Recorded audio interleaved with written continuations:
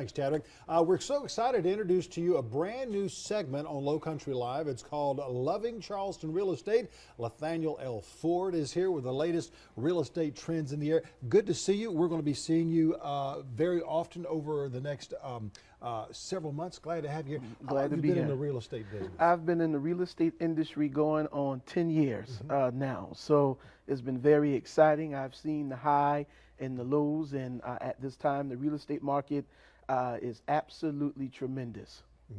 Those highs prior to the bubble of 2008, those lows right after that. But building once again in the Charleston area, real estate value is going up quite a bit.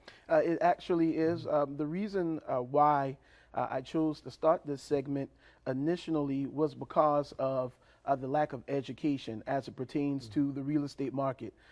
There are a lot of people interested in selling and buying. However, they really don't know the process that it takes to make that happen.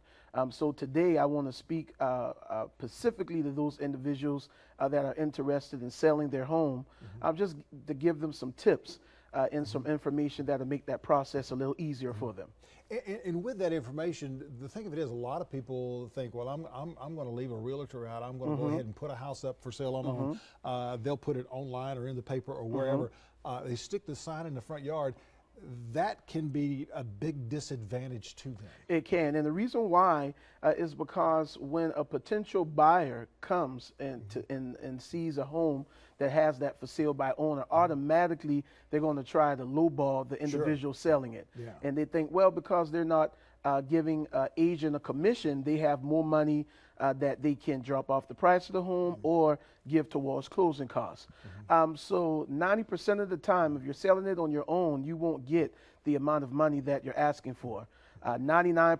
99% of the time, if you have an agent involved, you're going to get the asking price. Because if somebody comes to you and says, Nathaniel, I want to list my house, I want to list it for, let's just say hypothetically, $400,000. And you look at the house and say, let's do a comparable market analysis of the area. And you show them for the square footage for where your house is, it should be actually $450,000 or $350,000. Exactly. And you're educating those folks on what's going on, because a lot of times they're emotionally attached to that house when actually you're not emotionally attached, but you are working and helping those folks out to get the best amount, the highest percentage of money for the house, what it's valued. Exactly.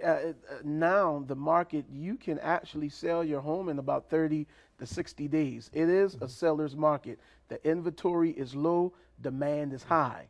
So the three things that you want to really take in consideration when you're thinking about putting your home on the market is the market, which we're in an excellent market at this time, the condition, which is going to play and factor in the amount that you can actually sell it for, and then the price. You want to make sure, like you just stated, you want to make sure that it's priced accurately, because if it's not, it can stay on the market longer than it needs to be.